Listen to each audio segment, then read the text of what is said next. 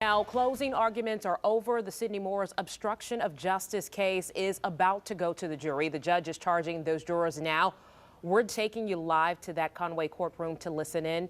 And we also want to go to Caitlin Stansel. She's live detailing what developed in that trial today.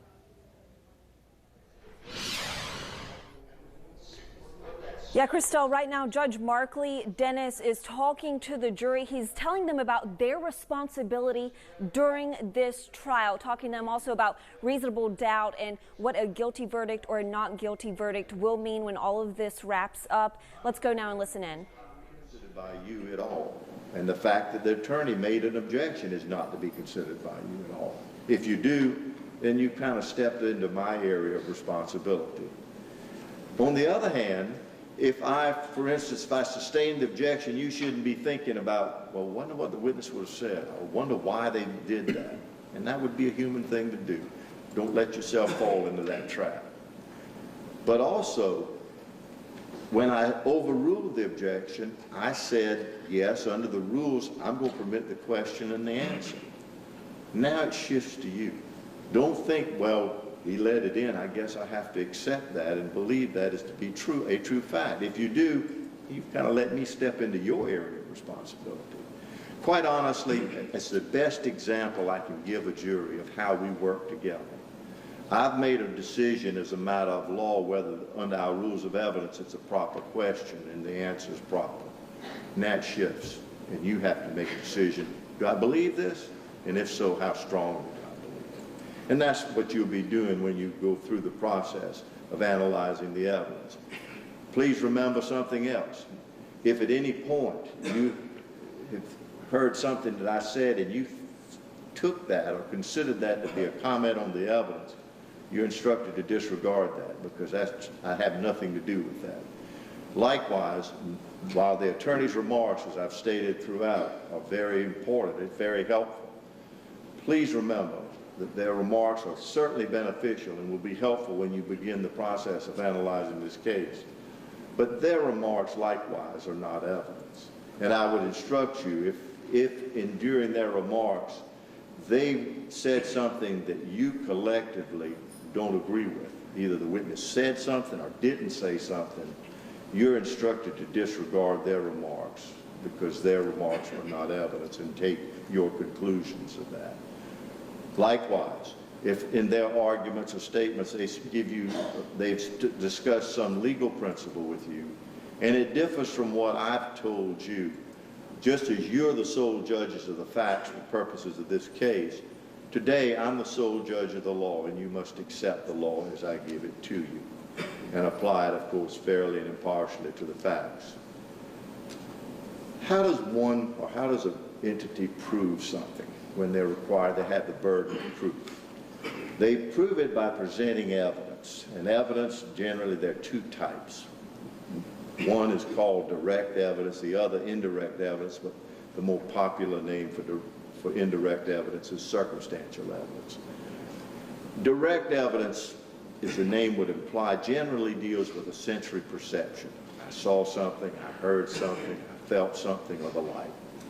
And if you, in considering that testimony, are firmly convinced of the reliability and the credibility of that testimony, then it establishes that particular fact, circumstance. Circumstantial evidence is when you basically, they prove, again, to that standard, you're firmly convinced of each of the circumstances. And through either inductive or deductive reasoning, it leads you to another conclusion, a logical conclusion. And you're firmly convinced of that logical conclusion, then it would establish that particular fact or circumstance through circumstantial evidence. I would tell you that the law makes absolutely no distinction between the weight or the value to be given to either direct or circumstantial evidence. In fact, I would instruct you to consider all of the evidence and evaluate it and make the decision based on what you find to be the true facts. I would also state that there's no greater degree of certainty required for circumstantial evidence than direct evidence. The law says, however, that to the extent that the state does rely on any circumstantial evidence, it has to meet a certain test. First, the state as to each one of those events or circumstances. You were just listening in live to audio from the courtroom. Judge Markley Dennis right now charging the jury, telling them about their responsibility during this trial for Sidney Moore's obstruction of justice trial. Now, just earlier today, there was a brief moment where we actually thought Sidney Moore was going to take the stand in his own defense. The judge was talking to him about what it would mean if he did testify, and at that moment, Sidney Moore appeared to be crying and actually frustrated with his counsel that was sitting on either side of him. But ultimately, he did decide not to take the stand, not to testify, and that initiated the closing arguments today. We heard from Assistant Solicitor Nancy Livesay. She actually pointed at a clock several times during her closing statements today, demonstrating and claiming that time was ticking by as Sidney Moore misled investigators about his contact with Heather Elvis the night that she disappeared.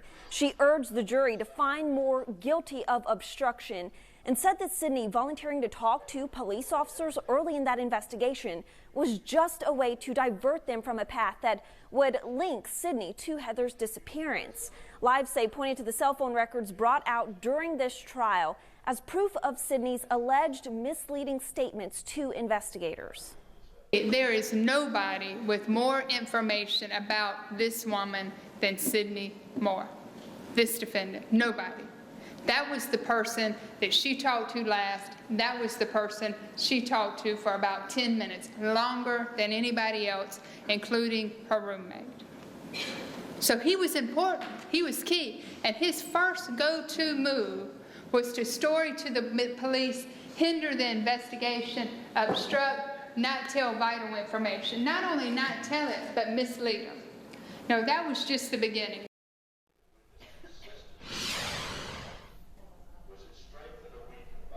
Two witnesses actually took the stand today, and one of those was Donald DiMarino. He is actually a relative of Tammy Moore, Sidney's wife.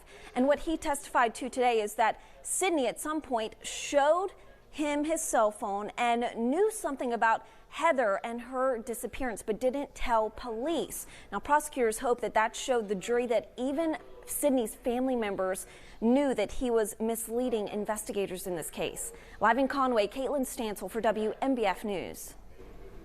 We begin tonight with our top story, though. After 3 days of evidence and witness testimony, the jury has started their deliberations for Sidney Moore's obstruction of justice trial. He's the man accused in the disappearance of missing Horry County woman Heather Elvis. WMBF News anchor Caitlin Stansel was live outside the courtroom with the latest developments. Caitlin?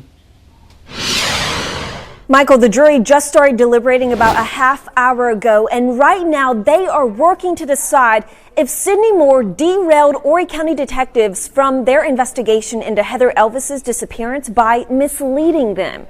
Now, that trial was put into the jurors' hands after the judge denied a motion from the defense to make a directed verdict. That means Moore's attorneys wanted the judge to dismiss the charges, arguing that the state had failed to prove its case. The judge said he would not do that, though, believing truly that this was a decision only the jury could make. The jury has a tough job ahead of them now. They have to consider all of the witness testimony, the evidence, and the facts of this case, and come up with a unanimous decision, a 12-0 vote on whether Sidney Moore is guilty or not guilty of obstruction of justice. We all are motivated by human emotion, but I can assure you it has no place in performing the task that we have of making judgments in a situation like this. You've promised the parties, you've promised the court, that you will set aside all your human emotion and decide this case methodically and logically and applying your common sense in determining the facts and reporting the decision. Whatever that is, consistent with the law, it is. And that's, when you've done that, you will honor it in every respect. That obstruction of justice charge is considered an unclassified misdemeanor, and it could earn Sidney Moore up to 10 years in prison if he is convicted. Now, you may remember his kidnapping trial last June ended in a hung jury, and the word mistrial has actually been brought up a few times during this court proceeding. So that is heavy on the minds of many people involved in this case right now. But at this point, we're just going to have to wait and see what happens. Live in Conway, Caitlin Stansel for WNBF News. All right, following this, of course, for you, Caitlin Stansel's been in the courtroom for the past 3 days. Let's go back now live to Caitlin right now. Yeah, Michael, as you just said just a few minutes ago, we learned that Sidney Moore has been found guilty of obstruction of justice. And as you said, that charge does carry a penalty of up to 10 years. We won't know that sentence just yet. That's something that they still have to determine. But the jury was only in deliberations from just before 4:30, so about 45 minutes to an hour. This was a very quick verdict in relation to his kidnapping trial that happened last June. The jury in that case took at least almost 24 hours to figure out their mistrial verdict there. But this time around, almost 45 minutes to an hour to decide that Sidney Moore is guilty of obstruction of justice. If we can go back to that live feed right now and listen into what's happening, the judge is now talking to the people in the courtroom. Insufficiency of the indictment and on the insufficiency of the... You got any case law on that? I can give you, that would be tantamount to a verdict notwithstanding the... Yes, sir. We don't have that in the criminal side, I don't think. At least I don't think we do, but you've made your motion, yes. We'll agree to disagree. Yes, sir, thank you. But I would deny it if you are entitled to it. All right, we're going to have sentencing. Yes, Your Honor. All right, we'll take a few moments. I want to go speak to the jury and dismiss them, so we'll be at ease. Thank you. Yes, sir. Yes, Your Honor. What we just heard is it sounds like sentencing is also going to happen today for this guilty verdict for Sidney Moore for his obstruction of justice charge. We will keep you updated on the very latest developments, but for right now, they're going to take a break from the courtroom while the judge talks to the jury. Live in Conway, Caitlin Stansel for WNBF News. We certainly have some issues on the roadways right now. We had the accident on 501 headed northbound. You credit for 345 days towards that sentence. Good luck to you, sir. Thank you. Thank you, Your Honor. Okay. Thank you, Your Honor. All right. Thank you all. We are adjourned.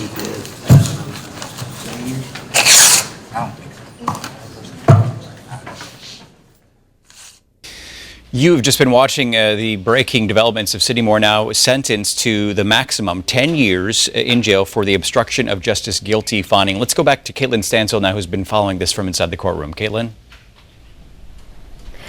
Yeah, Michael, the judge gave Sidney Moore the maximum sentence, 10 years, but did give him credit for some 300 and some odd days that he did spend in jail. These are actually some of the jury members walking right here behind us, heading out. The judge has just dismissed everyone from the courtroom. This is done and over with. Again, Sidney Moore has been found guilty of obstruction of justice. That is considered an unclassified misdemeanor. He got basically the maximum in this for that charge. Again, basically 10 years with credit for 300 and some odd days that he did spend in jail. The judge talked about the seriousness of this case and how he wanted the public to know that the time is going to be served for what was done in disrupting Horry County detectives' investigation into what happened to Heather Elvis. This is all still developing, but just wrapped up here in the courtroom as the judge has dismissed everyone. This only lasted 3 days. The jurors only deliberated for 45 minutes to about an hour. And we did talk to one of those jurors earlier today, and he said the decision was pretty simple. The evidence was there, so they chose guilty. And we asked him what it was like going through this process, and he just said that it was a lengthy process sitting through this trial the past 3 days. We do have people filing out of the courtroom right now, and one of our reporters standing by to get some interviews as the Elvis family walks out, and obviously Sidney's wife, when she walks out, ask her what it was like to sit there behind her husband, support him through this. So we will keep you updated on the very latest, but for now I'm going to send it back to you guys in the newsroom. Caitlin, thanks for... Live, local, late breaking. WNBF News starts with breaking news. I think it's a fair punishment for what's been done.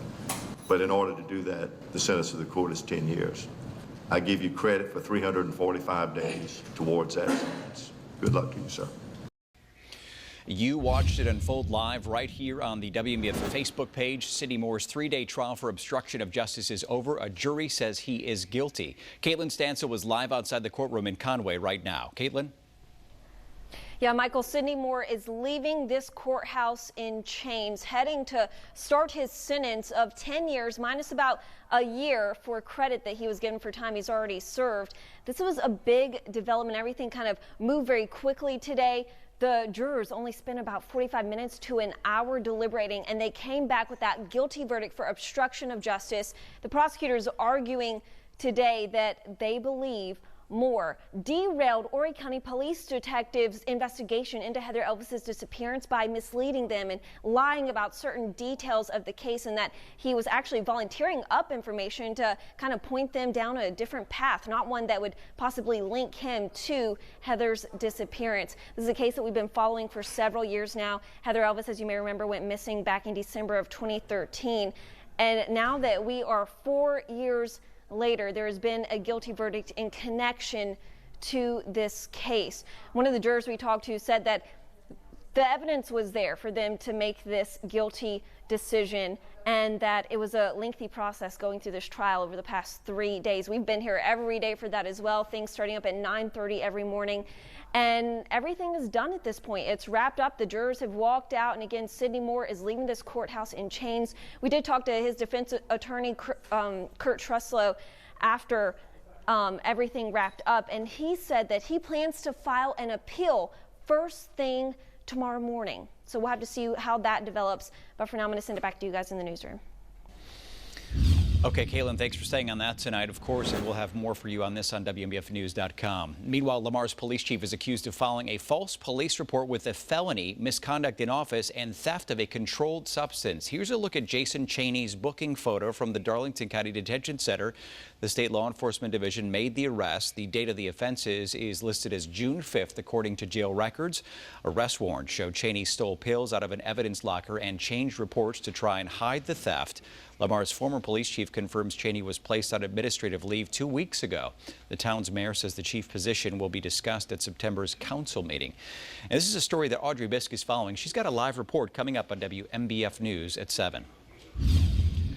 A former Darlington police officer charged with misconduct in office, petty larceny, and financial transaction card fraud. Darlington's police chief says Ricky Williams was fired June 15th. The warrant says he took more than $900 from the Darlington police evidence locker.